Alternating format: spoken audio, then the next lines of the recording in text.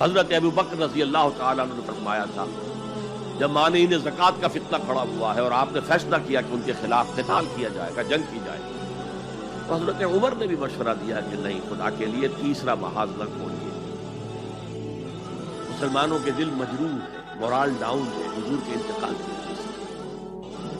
اب ایک محاذ تو حضور کی زندگی میں کھل گیا تھا، سلطنت روما کے ساتھ ٹکراؤ، غزوہ موتا، پھر اس کے بعد وہ غزوہ کہ جس کو کہا گیا ہے عسر والا، بھوک والا، تبوک، اور تیسرا لشکر تیار تھا حضرت اسامہ کی سرکردگی میں جو حضور کا انتقال ہو گیا۔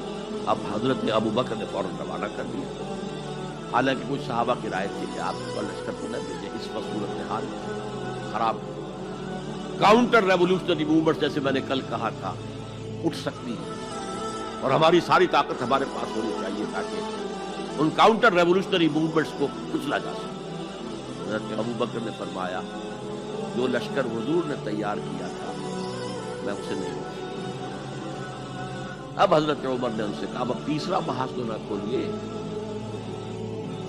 یہ تیسرا جو ہے یہ تو صرف زکوٰۃ دینے سے انکار ہونا، اور وہ بھی اس وقت شکل یہ تھی کہ ہم زکوٰۃ آپ کو نہیں دیں گے، ہم زکوٰۃ کا نظام خود اپنا رکھیں گے، اپنے امیروں سے لیں گے، اپنے غریبوں کو دے دیں گے، مرکزی حکومت کو نہیں دیں گے۔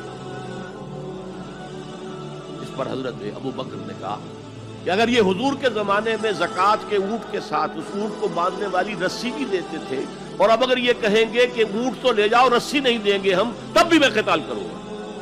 اور اس وقت جو جملہ کہا ہے ایبدل الدین وانا حی،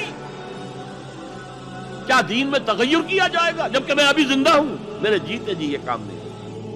ہمیں کبھی احساس ہے ہم زندہ ہیں، عیش بھی کرتے ہیں، اچھے سے اچھا کھاتے ہیں، اچھے سے اچھا پہنتے ہیں، دین کس حال میں کہاں ہے؟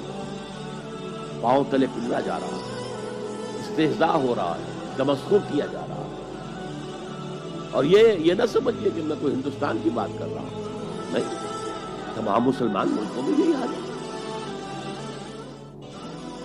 ہر جگہ پر کہیں بھی صحیح اسلامی حکومت قائم نہیں، اسلامی نظام قائم نہیں۔ بعض جگہوں پر تھوڑے سے احکام شریعت نافذ ہے، ان کی اپنی برکات ہے، لیکن نظام تو اسلامی نہیں ہے، دولت کی تقسیم کا نظام اسلامی نہیں ہے، سیاسی نظام اسلامی نہیں ہے۔ اس اعتبار سے ہمارے اندر شدید نفرت تو ہو، اگر یہ نفرت بھی نہیں ہے، اگر بے چینی بھی نہیں ہے، تو کڑھن بھی نہیں ہے۔ فرمایا ذالک اضعف الایمان، یہ ایمان کا کمزور ترین درجہ ہے۔ کیا مانی؟ اس کے بعد پھر ایمان نہیں ہے۔